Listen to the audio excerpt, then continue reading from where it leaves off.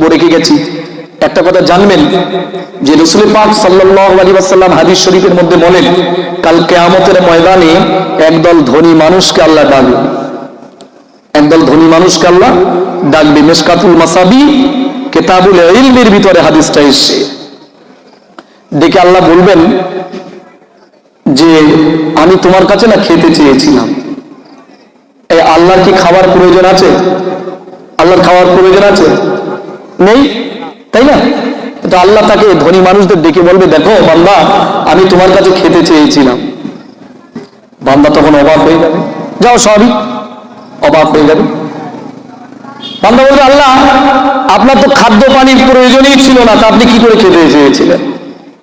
আমার আল্লাহ বলবে, বান্দা তোর বাড়ির পাশে কিছু গরিব মানুষ ছিল, যারা ভুকা পেটে শুয়ে যেত আর তুই ভালো করে খেতিস। ধনী লোক যদি জাহান্নামে যায়, যে কারণে যাবে, তার মধ্যে যত কারণে যাবে, তার মধ্যে একটা কারণ হলো গরিব মানুষকে না ডাকার কারণ।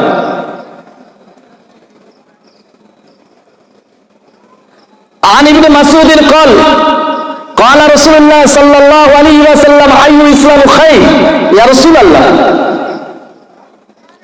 হে রাসূল, ইসলামে ভালো কাজ কি? নবী বলেছিলেন, তুতি উত্তম তুকরি সালাম। ইসলামে ভালো কাজ হলো ভুকাকে খাওয়া দেওয়া, যে ক্ষুধা পেটে আছে তাকে খেতে দেওয়া, আর বেশি বেশি সালাম দেওয়া।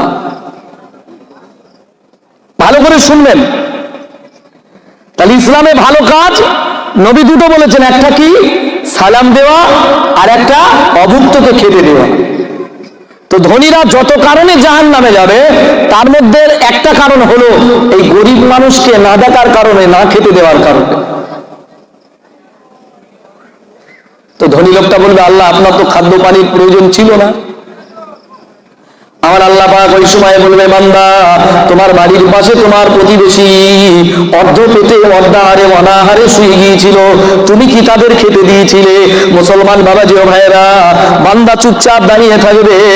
আমার আল্লাহ ওই সময় বলবে, বান্দা ওই দিন পৃথিবীতে গরিব মানুষকে তুমি যদি খেতে দিতে, তোমার প্রতিবেশী যে অর্ধাহারে অনাহারে আছে, ওই ব্যক্তিটাকে তুমি যদি খেতে দিতে, ওই গরিবটাকে খেতে দেয়া হতো না, বরং আমি আল্লাহ আমাকে খেতে দেয়া হতো। একবার জোরে বলুন সুবহানাল্লাহ। আচ্ছা, কি বুঝতে পেরেছেন মুসলমান বাবাজি ও ভাইয়েরা? আল্লাহর নবী দিন দুনিয়ার বাদশা হাবিবুল্লাহ জনাবে মুহাম্মদ রাসূলুল্লাহ বলেন, আমার আল্লাহ ওই ধনী মানুষটাকে জিজ্ঞেস করবেন, ও বান্দা তুমি কি আমার একটু কাপড় চোপড় দিয়েছিলে? হাদিস শরীফের মধ্যে সে মিশকাতুল মাসাবি কিতাবুল ইলমের মধ্যে হাদিসটা আছে। আল্লাহর নবী বলেন, ওই ধনী মানুষটাকে আমার আল্লাহ জিজ্ঞেস করবে, বলো আল্লাহর বান্দা, আমি তোমার কাছে কিছু পড়তে চেয়েছিলাম, কাপড় চোপড় চেয়েছিলাম, তুমি কি আমার দিয়েছিলে? ওই সময় আল্লাহর বান্দা বলবে, আল্লাহ আপনার তো কাপড় চোপড়ের কোনো প্রয়োজন হয় না, সৃষ্টির কোনো গুণ আপনার মধ্যে নাই, মানুষের কাপড় চোপড়ের প্রয়োজন হয়, এই পার্থিব কাপড় চোপড় আপনার কি প্রয়োজন আছে?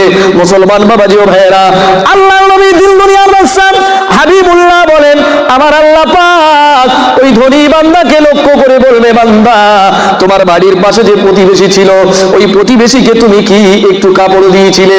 শীতের বেলা তুমি দামি কম্বল গায়ে দিয়েছো, তোমার জানলা দরজা আটকে দিয়েছো, ঘরের ভিতরে গরম।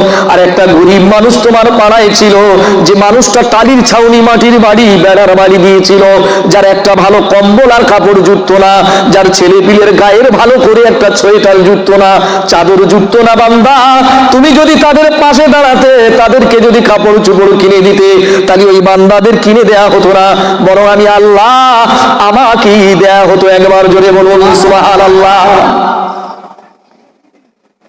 কি বোঝা গেল? হ্যাঁ, খুব সাবধান। কিন্তু কিয়ামতের ময়দানে প্রতিবেশী সম্পর্কে জিজ্ঞেস করবে। কিন্তু দান করা খুব কঠিন কাজ, দান করা খুব কঠিন কাজ। আল্লামা রুহুল আমিন শাহ রাহমাতুল্লাহ আলাইহি আমপাড়ার তাফসীরে লিখছেন, একটি হাদিসের উদ্ধৃতি দিয়ে, কোন বান্দা যখন দান করে 70টা শয়তান তার ঘিরে দেয়। কটা? 70টা। আপনি দেখবেন, যেটা গরিব মানুষকে আপনি দান করতে যাবেন, আপনি 10 টাকা 20 টাকা খেয়ে ফেললেন, আপনার পরিবারের পরিজনের জন্য দিলেন, বিভিন্নভাবে দান সাদকা করলেন, কিন্তু যখন কোনো গরিব মানুষ আপনার কাছে হাত পাবে আপনার 2 টাকা দিতে কষ্ট হবে, কিন্তু ওই দিলেই কিন্তু আপনার লাভ। আপনি যেই দান করলেন, যেই সাদকা করলেন, আল্লাহ পাকের রহমত আপনার উপরে নাযিল হবে, আপনার বিপদ মুসিবত আল্লাহ দূর করে দেবে। একবার জোরে বলুন সুবহানাল্লাহ। কি বোঝা যাচ্ছে? তো আল্লামা রুহুল আমিন শাহ রাহমাতুল্লাহ বলছেন যে যখন কোনো মানুষ দান করে 70টা শয়তান তারে ঘিরে ধরে। একজন আলেম ওয়াজ করতেছে মসজিদে, আর একটা লোক বলে আমি 70টা শয়তানের পরাজিত করে আজ দান করবো। সে বাড়ি দৌড়িয়ে চলে গেছে, দৌড়ে গিয়ে বাড়ি থেকে কি করেছে, গামছায় করে চাল টাকা পয়সা বেরিয়েছে। আর তার বউ দেখবেন বাড়িতে কোনো কিছু বের করতে গেলে বাড়ির বউরা একটু বকাবকি করে, তুমি কারে দেবে, কি দরকার, ইত্যাদি ইত্যাদি। তার বউ কোনো মতে বেরোতে দেয় না। এ তো জানে আমি মসজিদ থেকে বলিয়েছি ইমাম সাহেবের যে 70টা শয়তানেরা যে হারিয়ে দেবো, আমি দান করব। এখন এ কাষ্টি বৃষ্টিকর জাতি চাই, ও তা যেতে দেয় না। দুজনায় মিলে কোস্তা কুস্তি কাড়াকাড়ি, লাস্টে বউ হাত থেকে কি করেছে, চালমাল সব কেড়ে নিয়েছে। এ মুখটা বেজার করে মসজিদে তোলে, হয় কি হয়েছে, বলে আমি 70টা শয়তানেরা হারিয়ে ফেলেছি, কিন্তু শয়তানের মাকে হারাতে পারি। 70টা শয়তানের হারিয়ে ফেলেছি, কিন্তু শয়তানের মাকে আমি হারাতে পারিনি। নারায়ে তাকবীর, নারায়ে তাকবীর, নারায়ে তাকবীর। আওলাদে মুজাদ্দিদ জামাত সিলসিলায়ে ফুরফুরা শরীফ